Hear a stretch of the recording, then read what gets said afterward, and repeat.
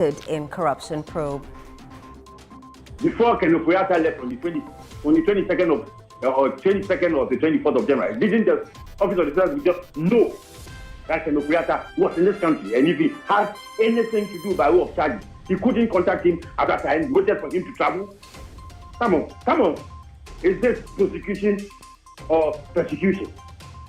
Meanwhile, Office of the Special Prosecutor calls for lifestyle audits of private and politically exposed persons, warns of property seizure over unexplained wealth.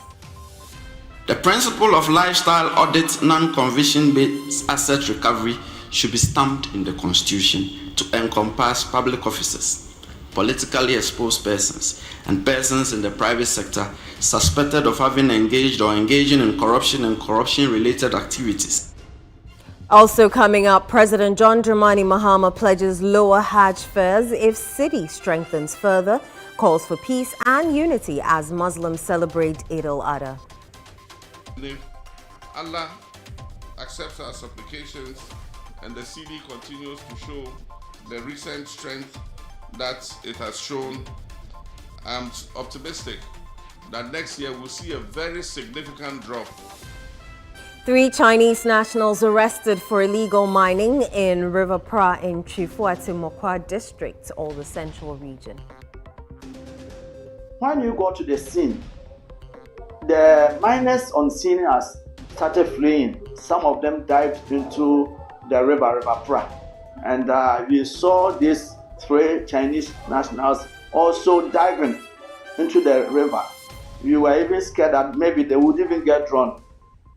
In Channel 1 Business.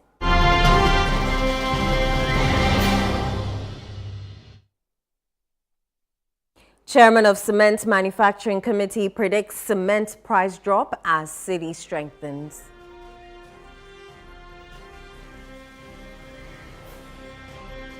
And in Channel 1 Sports.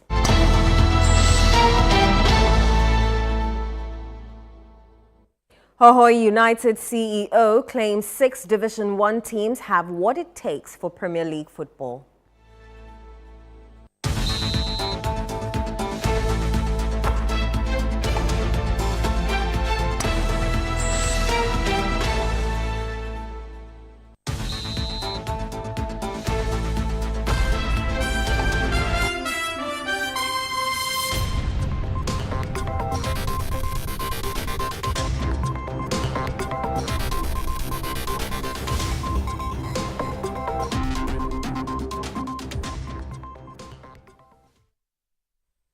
Many thanks for choosing us this hour. Let's settle for the details of our stories. Frank Davis, a lawyer for former Finance Minister Ken Ofori-Atta, has criticized the Office of the Special Prosecutor for the approach taken in its corruption probe against his client. This follows Interpol's listing of Ken Ofori-Atta as wanted on its official website based on a request by the OSP. This special prosecutor has also redeclared him wanted for failing to appear for a scheduled interrogation on June 2. Mr. Ofori-Atta is under investigation for his alleged involvement in several high-profile matters, including contractual arrangements between Strategic Mobilization Ghana Limited and the Ghana Revenue Authority, as well as financial transactions related to the National Cathedral project. Frank Davis, a lawyer for former Finance Minister Ken Ofori-Atta, spoke to Channel 1 News' Sami Riafe on Eyewitness News. He's declared him and he's been put on the list. So it's up to those who have been notified to do what they have to do. We are going to keep our cards close to our chest. If he has advertised him, he's now on the Interpol red alert notice. Fine. I mean, what is there for us to do? Mr. Davis, how is Mr. Ofori-Atta and how is he responding to this notice? Mr. Ofori-Atta is well. If I say well, not health-wise. He's well in his mind. This has been up and coming since day one.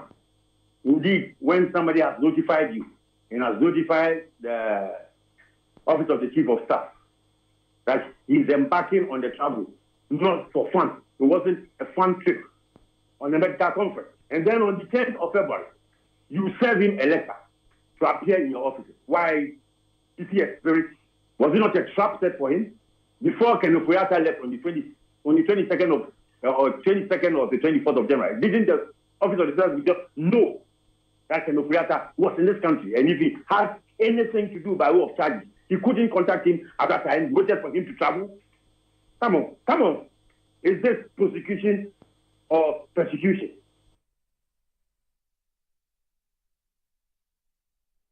Special Prosecutor Kesia Jabeng is calling for lifestyle audits of private individuals and politically exposed persons suspected of engaging in corrupt practices. He believes this will serve as a tool to detect unexplained wealth and potential tax evasion. Speaking at the high-level conference on Ghana's anti-corruption architecture held in Accra, Mr. Jabeng said properties belonging to individuals who fail to justify their sources of income should be confiscated. Channel 1 News' Sarah Pia has more in this report. As part of efforts to tackle the country's high rates of corruption, the Office of the Special Prosecutor is proposing a range of initiatives to strengthen its anti-corruption drive. Delivering the keynote address at the high-level conference on Ghana's anti-corruption architecture, Special Prosecutor Kesia Jabeng emphasized the need for lifestyle audits of private individuals and political figures suspected of corruption. He called for constitutional backing to support this measure, which he believes will help uncover undisclosed or illegitimate sources of income. The principle of lifestyle audit non-conviction-based asset recovery should be stamped in the Constitution to encompass public officers, politically exposed persons, and persons in the private sector suspected of having engaged or engaging in corruption and corruption-related activities. On the reckoning, that a person must have legitimate sources of income sufficient to justify the interest in any property that person holds. Where a person's resources far outstrip his legitimate income, the unexplained portion should be liable to confiscation. This will be a critical tool also to detect fraud. He also advocated for a more robust asset declaration system with clearer guidelines on how gifts to public officials are assessed, particularly when such gifts may amount to inducement. In all proceedings, civil and criminal, there should be a presumption of corruption.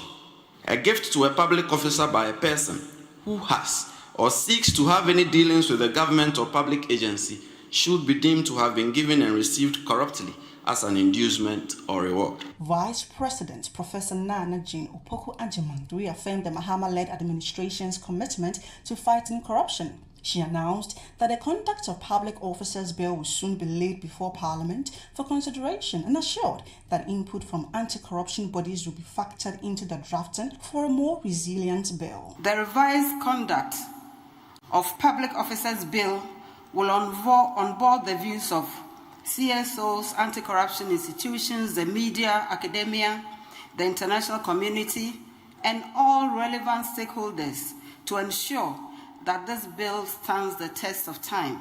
The Vice President further stressed the need for sustainable funding to support the work of anti-corruption agencies. We have sustainable financing for anti-corruption institutions to reduce their influence and also to enhance their independence. Ghanaians can now travel to Morocco without traditional visas following a new bilateral agreement between the two countries. According to the Foreign Affairs Minister Samuel Okudzeto-Ablakwa, travelers will now use a simplified online travel authorization system with approvals expected within 24 hours. The move is expected to boost trade, tourism, and cultural exchange between the two countries. Officials say it also signals growing momentum toward closer African integration and mobility. The Foreign Ministry will reach an agreement where Ghanaian visitors to Morocco will no longer require visas. They just have to go online. They'll get authorization within 24 hours. So this is going to really boost, trade, tourism, and people-to-people engagements. We are also working together on a number of road projects to connect the north and the west. We've discussed that. And next month, when the technical experts meet, we are hoping that we'll have experts on both sides meeting, because we want to revive our Ghana Airways, and we also want to expand our ports. And Morocco has been doing a lot in that area, and we want to collaborate to make sure that we are able to work together to achieve these logistical integration and the connectivity of our people between the two countries.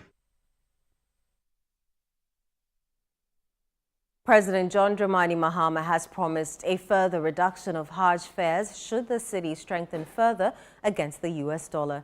He said this at the Independence Square when he joined hundreds of Muslims in the Eid-ul-Adha prayers as he continued to urge for peace and unity in the country. There's more in this report. The national event was marked by prayers and reflections on the values of sacrifice. Addressing a gathering, President John Mahama urged citizens to embrace the values of generosity and support the needy in society. We will ensure that Zongo communities are no longer neglected. Under our new Zongo development framework, we will focus on infrastructure, sanitation, health, sports, and vocational training. Because I believe that every Ghanaian child deserves a fair shot at success, no matter where they are born, whether in Nima or airport residential area.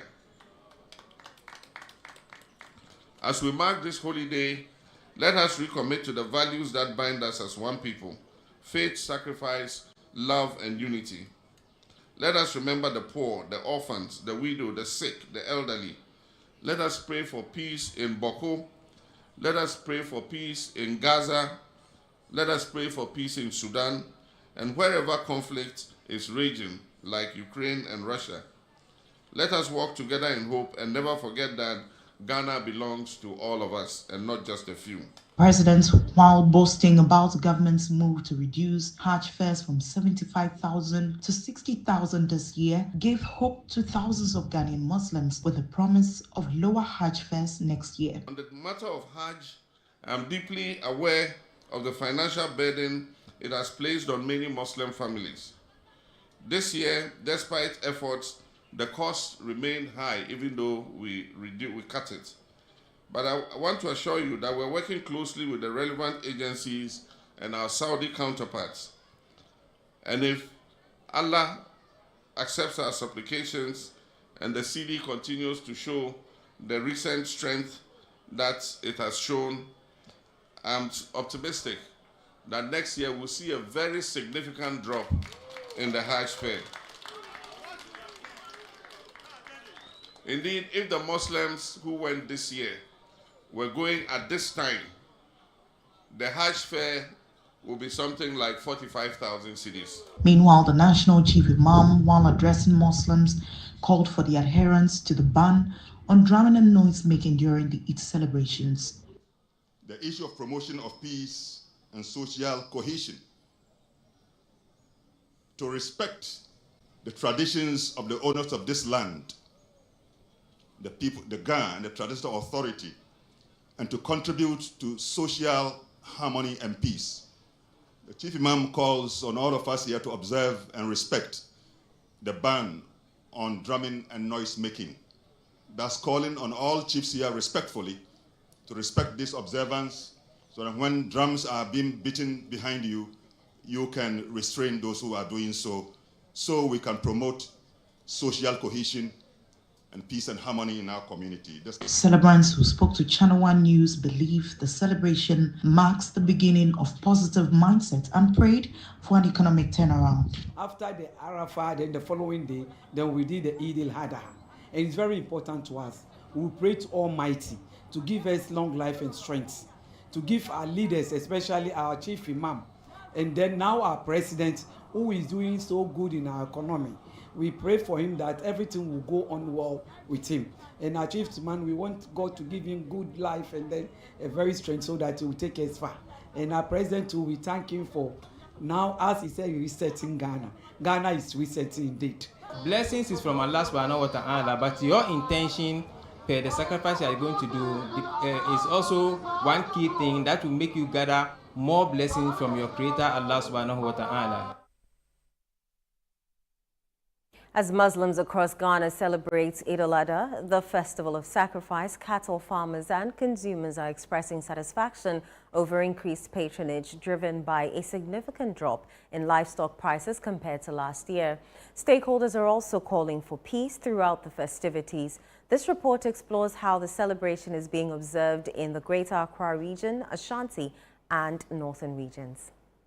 The streets of Nima and Aveno Railway livestock markets were buzzing with activity. The sound of prayer filled the air, and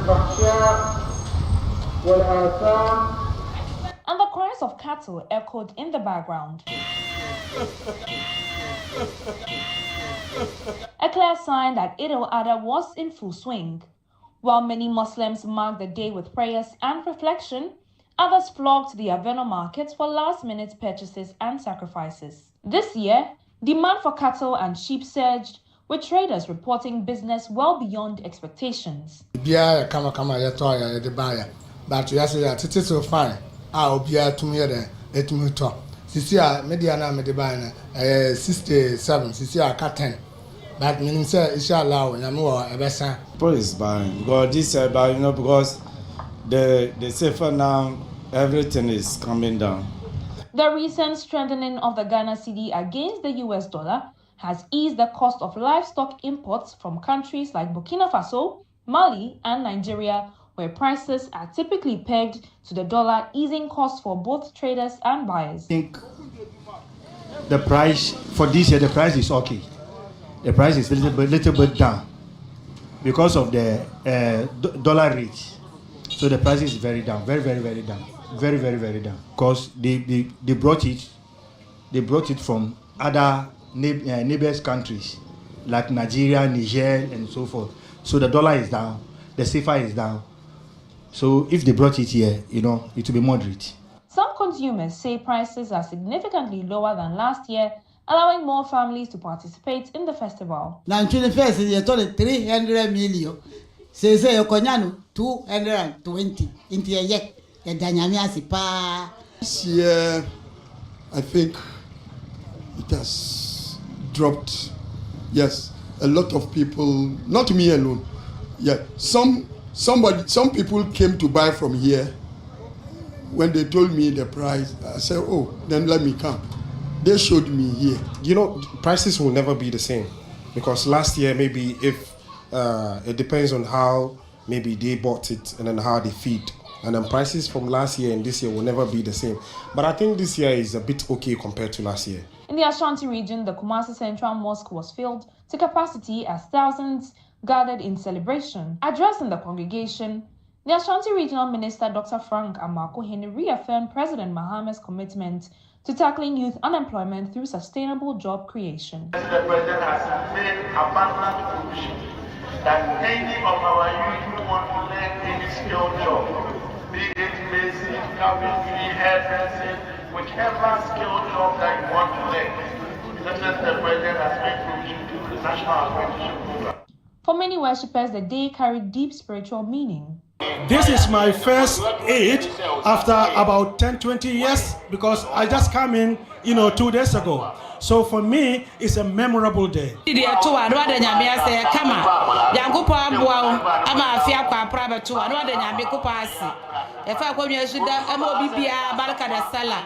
the northern region, the chief Imam, Hajj reminded the congregation that the Eid sacrifice is a divine obligation. He encouraged Muslims to use strong and healthy animals for the ritual and appealed to livestock sellers to show compassion by keeping prices within reach of the average Muslim.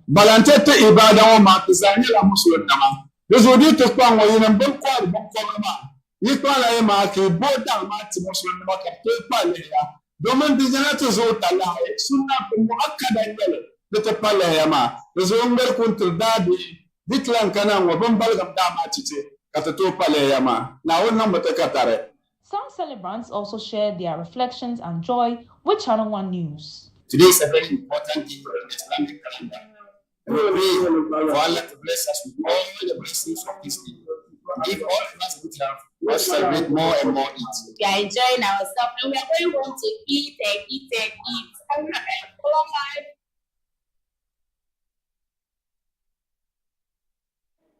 There's still the Channel 1 Newsroom on Channel 1 TV, still to come.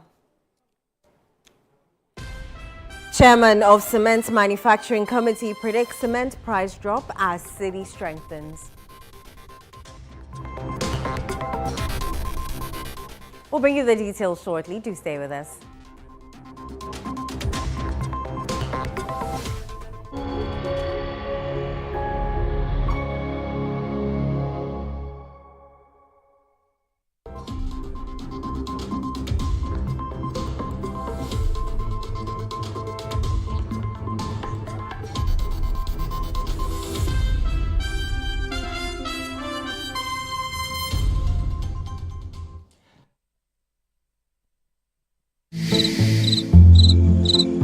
Imagine walking into a secure environment you call your own, a home where you are in charge of your own security.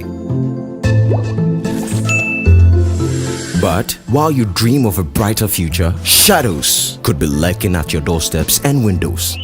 With real-time alerts and a professional response team ready to act, your home is protected around the clock, whether you're away or asleep. Don't wait for safety, create it. Installed by professionals, our systems integrate seamlessly into your home, guarding every nook and cranny. And with our rent-to-own plan, this unmatched security comes with no burdensome upfront cost. Enjoy your safety, payment at your own pace, and peace of mind. Plus, our theft guarantee protection ensures you're covered in case of any loss, giving you even more peace of mind. Secure your home with Home Shield. Make peaceful sleep a habit, knowing we stand guard. Response 1, protecting your world 24/7.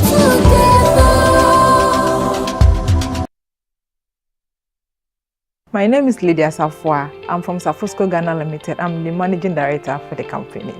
I'll commend MasterCard Foundation and Absa Bank for the 10% loan for women-led businesses and agri-businesses, because this facility came in at the right time for Safosco. The facility helped us to get machinery for our detergent powder and other raw materials to help us come out with 3 products. That's the detergent powder, the African black soap, and the bleach. We were able to employ 15 youth in addition to our working force, and this has really helped boost our productivity and revenue as well. Annually, we organize the Global Hand Washing Day in schools within our vicinity. We hope to make sure that Safosco helps to combat diseases from the schools. We are trying to have volunteers within the school. Those volunteers will help make sure that the project is being sustained in the school.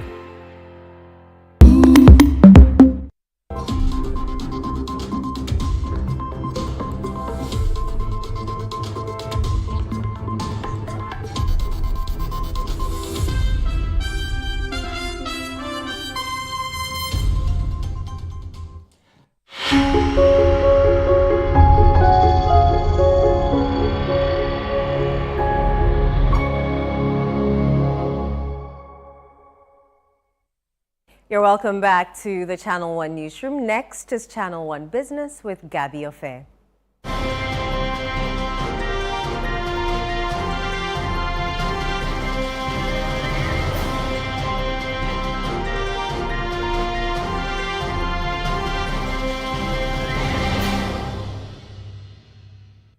Channel 1 Business is brought to you by MTN and EcoBank. Every day, people have money emergencies. Ma, I need my school fees emergency. Mommy, chop money emergency. Emergency. Catch it. I'm your rent emergency.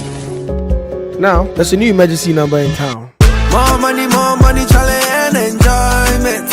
At the top life we got. Dial star 770 hash for all your money emergencies and chop life. Dial star 770 hash for money emergencies and get easy and quick access to your money, loans, and other banking needs. EcoBank, the Pan-African Bank.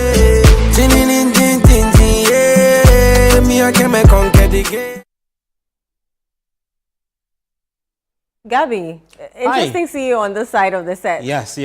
I had to swap sides. Right. Normally I'm on the other side, but today I have to be here. All right. Business news, of course. Of course. What's happening in business? Well, let's get into it. And the Bank of Ghana says it remains policy solvent despite posting an operating loss of 9.4 billion for the 2024 financial year.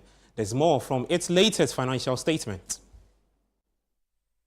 The central bank asserts that its operations are grounded in its ability to generate sufficient income to support monetary policy implementation, a key indicator of policy solvency. The report also showed a significant increase in total assets, rising from 140.41 billion Ghana cedis to 215 billion Ghana cedis. The Bank of Ghana's board reaffirmed its commitment to disciplined policy execution, tight monetary controls, and key structural reforms to sustain recent macroeconomic gains. It further reiterated its stance against financing government expenditure a critical move to safeguard fiscal and monetary stability. Now, away from that, there may be relief ahead for Ghanaian builders and contractors as cement prices are expected to decline in line with the recent appreciation of the cedi against the US dollar. Now, chairman of the Cement Manufacturing Development Committee, Professor Alex Dodu, says cement prices should start reflecting the cedi's recent gains against the US dollar. He disclosed that some cement manufacturers have already submitted their May 2025 ex-factory price declarations, while that of June is set to be reviewed by the committee. There is more in this report by Daniel Sakite. Social media commentary over the past month suggested a decline in cement prices attributed to the recent performance of the Ghana cedi against the US dollar. However, checks by Channel Business at retail outlets showed prices have remained unchanged. Chair of the Cement Manufacturing Development Committee, Professor Alex Dodu, indicated during a stakeholder event on construction materials that manufacturers are expected to reflect currency gains in pricing. In June, the deadline is the 8th of June. Several of them have also declared their prices. The Cement Manufacturing Development Committee, which I chair, will be meeting, and our job is to certify the prices. So our comment to them is that since the biggest driver of the cost of cement is exchange rate, and since the exchange rate is such that the Ghana cedi has appreciated, the expectations of Ghanaians is that prices will be moderated. So we would be looking at the prices and getting back to them if the prices have not come down, to explain why it has not come down and when we should expect the prices to come down, because Ghanaians need that relief. Our currency has strengthened, air prices are falling, traveling, I mean, several things are falling. So the expectation is that cement must and should fall. And when we meet in a week's time, we'll be getting back to them on the certified prices. Meanwhile, the German Ministry for Economic Affairs and Climate Action has underscored the importance of institutional collaboration with the Ghana Standards Authority. The idea behind this is matching government agencies with each other. And when we found this particular need in Ghana to match the Ghanaian Standards Authority with our Federal Institute for Material Research and Testing, because we felt we would be very good partners in working and with developing and fostering the empowerment of standards within the construction industry. The Ghana Standards Authority says it will ensure that the cedi's appreciation benefits are passed on to consumers. For Channel One Business, I am Daniel Sakite. Now, government is assuring that the adoption of artificial intelligence will carefully be managed to prevent widespread job losses.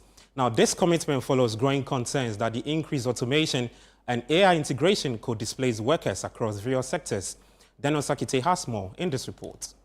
Speaking to the media on the sidelines of the Ghana Internet Governance Forum, Minister of State for Public Sector Reforms, Lydia Lamisi Akanvariba, said the government views AI as a tool to improve efficiency and productivity. She expressed government's commitment and plans to scale up digital skills training for the youth to support this transition. AI is becoming an emerging technology, and I know African population, especially that is made up of the youth, which is about 60% of the youth, has that fear that AI is going to take jobs. What we need to do as government or as policymakers is to bring out deliberate policies that will try to limit the activities of AI. We have to bring policies that will bring trust. We have to make sure that there is that deliberate policy to bring out digital literacy for people to understand what AI is before we can roll it out into the system. Before, as we speak, AI is already in the system. Lydia Lamisi Akanvariba also outlined steps being taken to address risks associated with internet use, including misinformation. As women, our fear is misinformation and disinformation. And currently, that is what I'm working with in collaboration with the Minister for Communication, Digitalization and Innovation. Well, it's something that is becoming a problem in our society. that is building mistrust in the internet space or in the internet government system. Though the internet system has come as a blessing unto us, it also has its own disadvantage. With the increasing advancement in the digital age, government says it will put in place measures to address emerging internet risks. For Channel One Business, I am Daniel Sakiti. Let's now bring you an update on how the currency is performing on the interbank market.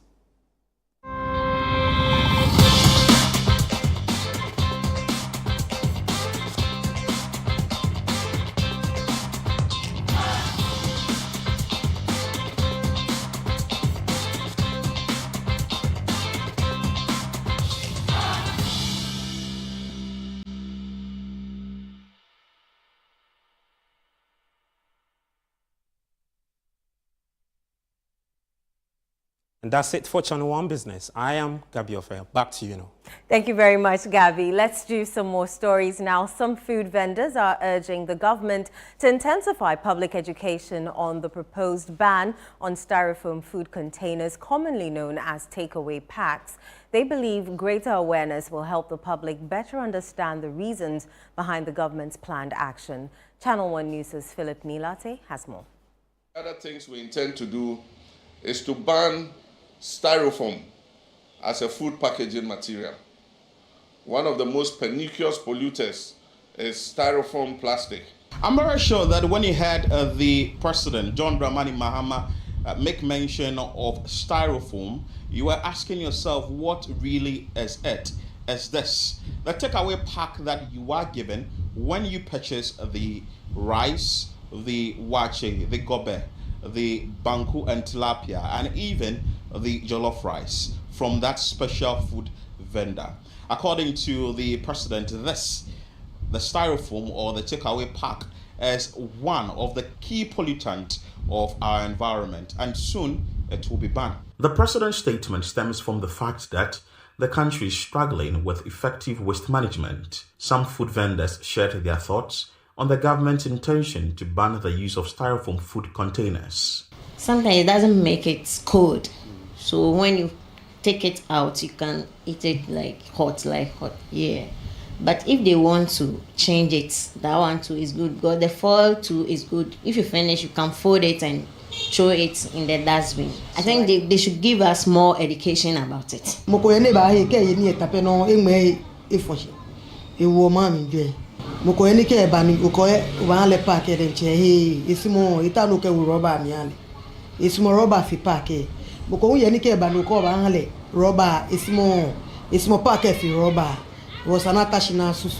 Environmental advocate Chibeze Ezekiel noted that although the government's decision to ban Styrofoam food containers in the near future could be beneficial for the country, it must also invest in research and development to find environmentally friendly alternatives that do not contribute to pollution. The emerging development, or options. For example, I've seen bottles that you might think is plastic, but it's actually made from plants, which means that even when you throw it away, it's going to decompose, over a short period of time.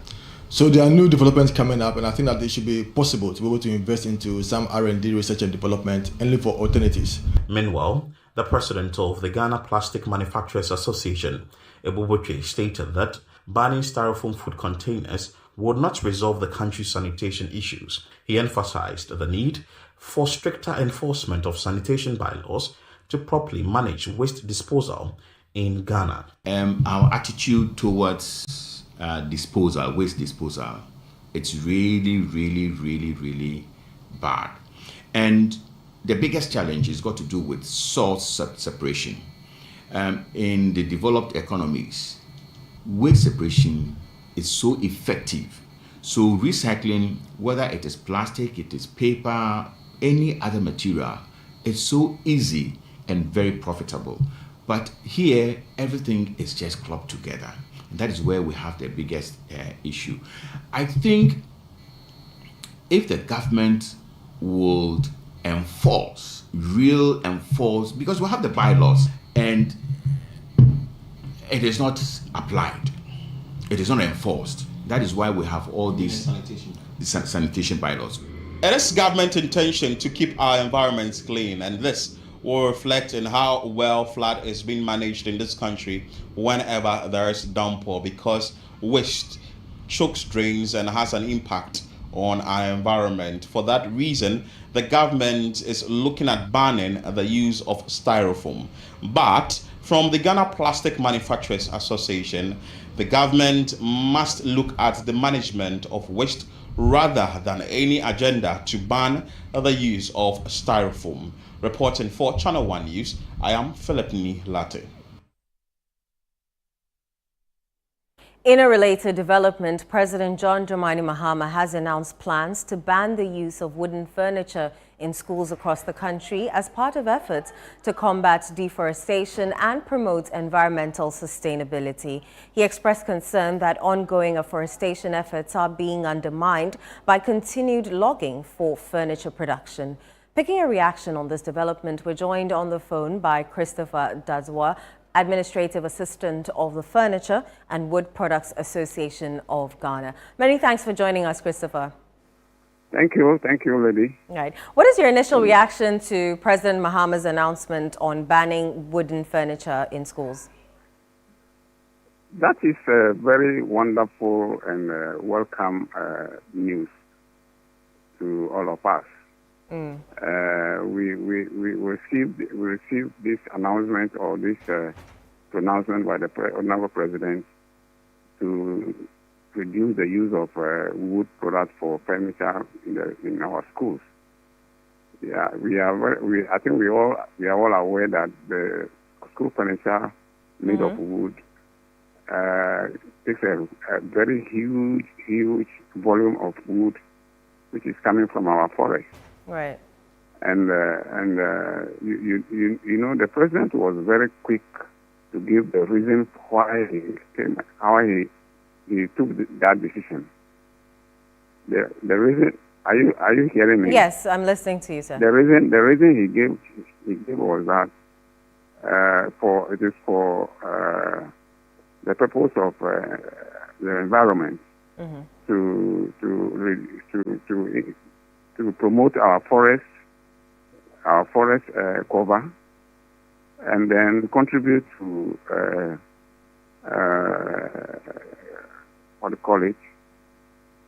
contribute to sustaining the environment. Sustaining the environment, yeah. Right. Yeah.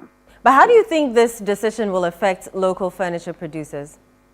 No, not at all. Not at all. Before this announcement, metal furniture is already in the system.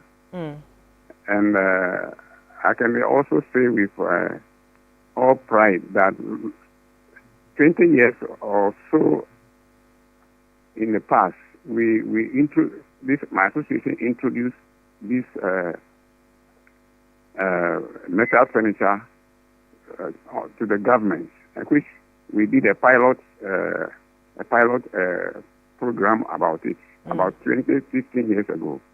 So we don't think it will affect us. We are only going to replace the wood with metal, which we are already doing. So by this time around, the focus is on school furniture. Right. So does this suggest that you're moving from wood to metal and perhaps plastics? Yes. But you know something. When we are talking about metal for school furniture, it is not the whole 100% that is metal. Some component of the furniture will be in wood. So we must understand that. So what we designed about 20 years ago for government was 60% of metal and then 40% of wood. So we are not taking off the wood completely. But here's the case where the president wants us to move away from using wood for the furniture and rely on metal 100% or plastics 100%. Is it possible to mix metal and plastics together for the production of the furniture? Is that something that you have tried?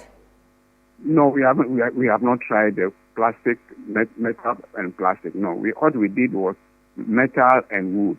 So which component of the chair or of the students' furniture is the metal, and which component is the wood? The framework is all metal. Okay. And then the writing part, the seat, and then the lean, what we lean upon at the back, are all wood.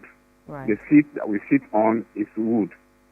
Where we write on the tabletop is all wood. And then the drawer under the tabletop, they are all wood. But the frame out, the leg, and all are all metal. Right. Yeah. But so it is not purely 100% metal. So would you be willing to depart from the wood and use plastics, recycled plastics, in place of the wood? You could collaborate with another industry to do that. Is that something that you can take up? Well, that is it. If we can join hands with plastic manufacturers who can produce some of these parts for us, good. That will be welcome. Yeah, just as we are doing currently with metal, and we engage the metal fabricators to form the wood for us, and then we put the wood on it, and then the same thing we can do to metal people, the plastic people. We can also do the parts for us, and then we assemble it with the metal. So that wouldn't be a problem. So it's a welcome collaboration that you're looking forward to? Of course, yes, of course. All right, Christopher, thank you so much for speaking to us. Thank you. Let's do some more stories now. Residents of Bohun in the Afija-Kwabre South District of the Ashanti region are raising serious concerns about the growing impact of quarrying activities in the area. Explosions from nearby quarry sites are disrupting daily life. Schools have been forced to close, homes damaged, and injuries reported. Ashanti Regional Correspondent Brighty Aboa has more in this report. The Bohun community hosts 5 active quarry sites engaged in regular blasting and stone extraction. The sound of learning in some schools is now being drowned out by the rumble of explosives. What was meant to support infrastructure development is now tearing through the daily lives of residents with devastating consequences. Edward Akanzo Ese, headmaster of Great Peace and Love International School, says the activities are seriously disrupting academic work. During the contact hours, they give us a signal that they are going to have a blasting. So the school must cease at that moment. Whether it's 1 o'clock, whether it's 2 o'clock, they can just give us any time that they wanted to have their blasting. And this has actually creating a problem for the schools here. Not only the Peace and Love alone, but the most schools that are around here, they usually close before time. And it's affecting the academic performance of the schools. In April this year, a young man was struck by a flying rock during one of the blasts. His arm was permanently disfigured. The tremors extend beyond the classroom. Several homes in Bohun are showing visible cracks with shattered windows and damaged rooftops. The Chidomhene of Nkukwa Bohun, Nana Buedu Ayeboafo, says land disputes, especially over areas occupied by quarry operators, have made it difficult for local authorities to intervene. Quarry operators no ho eno wo kan so ye de ebi grass as no ebi amanso da so di se enka amanso sem no wie ya ye hu de ebe na ahang sa se no sem bebre wo tumfo ho ya sem bebre ahang intimi kan wie enti eno so ma so ye hu kire enti wo woni munyansa akro bi ka twa se wo ye kwase. Evans Kusi, the assembly member for the Nkukwa Bohun electoral area, says if no action is taken to address the quarrying activities in the community, they will be forced to take the law into their own hands. It will come to a time where we will have to take the law into our own hands, because the way my people are suffering over here, whenever there's a blast, their debris will fly all over from the quarry site to the community. Meanwhile, they are operating within a 500-meter buffer zone. And because they are not using a modern way of blasting, you see their debris coming all over from the site, causing a lot of damages. Meanwhile, the district chief executive, Pearl Ankra, has pledged to take action. She says a stakeholder meeting will be held on Wednesday, June 11, 2025 to address the concerns. We are here to meet the quarry operators. We've scheduled for stakeholder meeting that is on Wednesday. All the operators in the municipality are meeting in my office. We're going to discuss it. After all, we are going to meet with the Minerals Commission, because I know that if you are going to do any blasting, you need 48-hour notice. So Minerals Commission will come in and ensure that you do an appropriate blasting. For residents of Boahu, the quarry intended to facelift the community has now instead become a ticking time bomb, with every blast striking fear into the hearts of many. For Channel 1 News, I am Bright Tieboa. Now, in a decisive move against illegal mining, the Central North Regional Police Command has apprehended 3 Chinese nationals for engaging in unauthorized mining activities in the River Pra at Trifu Denyasi in the Trifu-Atta district of the Central Region. Police also retrieved some weapons during the operation. Central Regional Correspondent Akwasiado has more in the following report. The operation, executed by a 25-member task force led by the Central North Regional Police Commander, DCOP Abraham Akwei, targeted illegal miners whose activities were polluting further the already desecrated Pra River. During the raid, the police seized 2 pump-action guns, 22 cartridges, and 2 excavators, and destroyed some chamfai machines that were being used in the illegal mining operations. Over a span of 4 days, the command has arrested 23 suspects involved in such activities and confiscated 6 excavators along with other heavy mining equipment. Some of the equipment that could not be transported were destroyed on site to prevent further illegal use.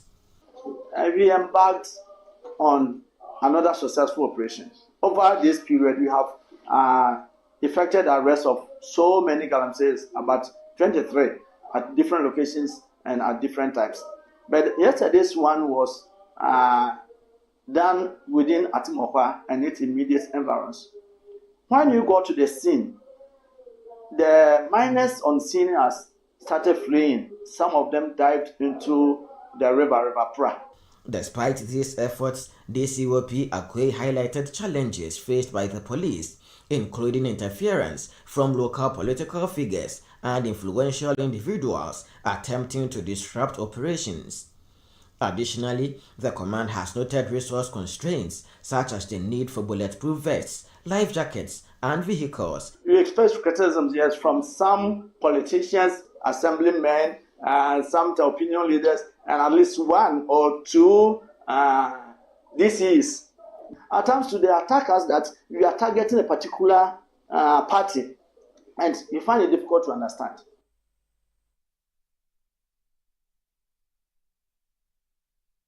This is the Channel 1 Newsroom on Channel 1 TV with me, Eno Safo, still in the Bulletin. Hohoi United CEO claims 6 Division 1 teams have what it takes for Premier League football.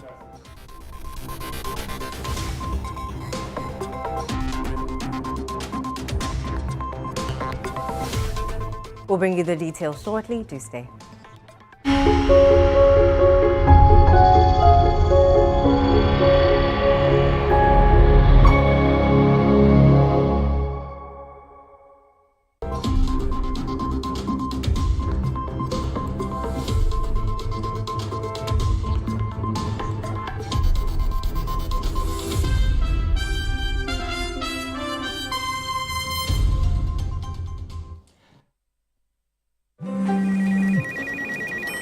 She's coming.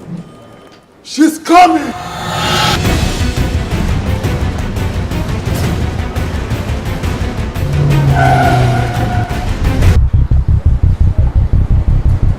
Oh, it's in. Red out receipt now!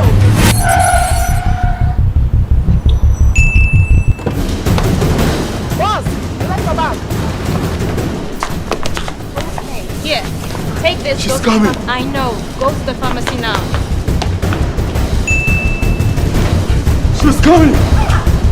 Oh.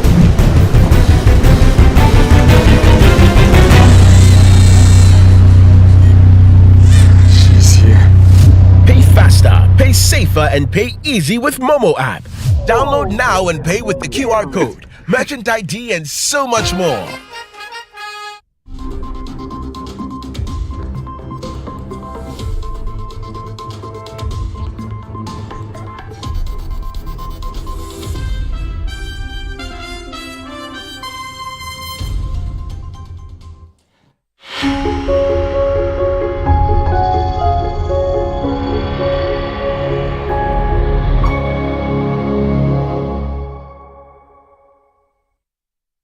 Thanks for staying. Next is Channel 1 Sports with Bernard Abeku-Achiri.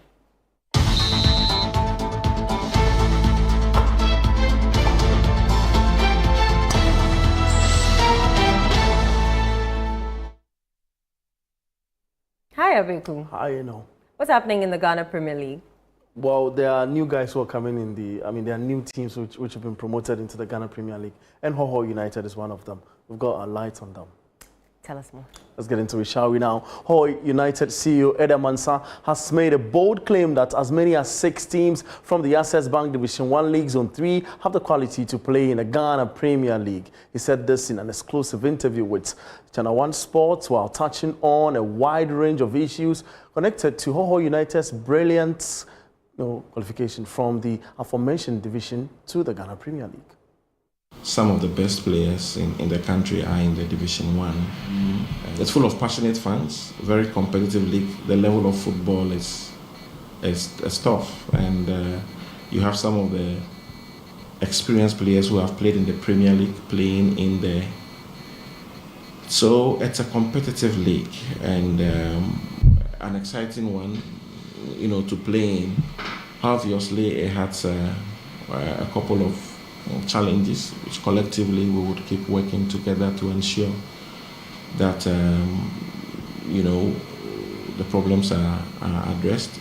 But it's a competitive league. I can say there are 6-7 clubs in zone 3 that can play in the Premier League. If you look at the level of Premier League, they are very good clubs.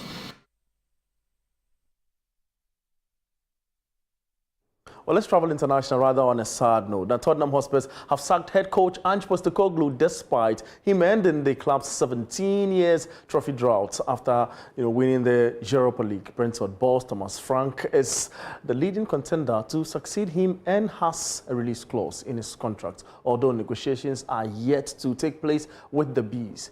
There has been no approach to Brentford yet, but, well, interestingly, this is a club that a lot of managers have love for. Other managers admired at Tottenham include Fulham boss Marco Silva and Bournemouth manager Antonio Raiola. Postecoglou's dismissal comes 16 days after he guided Spurs to a 1-0 Europa League final win over Manchester United to claim their first ever European trophy in 41 years.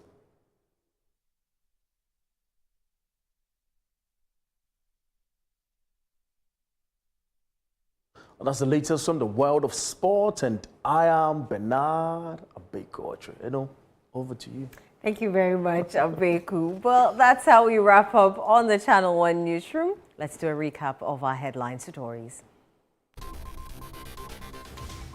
Legal team for former Finance Minister Ken Ofori-Atta criticizes special prosecutor's approach after Interpol lists him as wanted in corruption probe.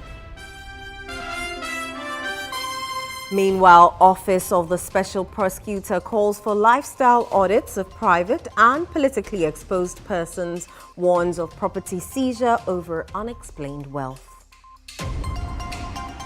President John Dramani Mahama pledges lower Hajj fares if city strengthens further, calls for peace and unity as Muslims celebrate Eid-ul-Adha. 3 Chinese nationals arrested for illegal mining in River Pra in Trifo-Atimokwa district of the Central Region.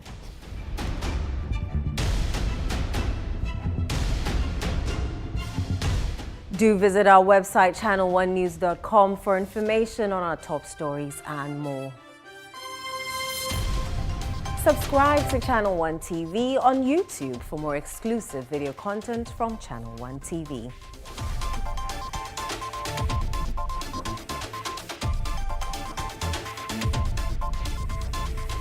I am Inu Safu. Many thanks for watching.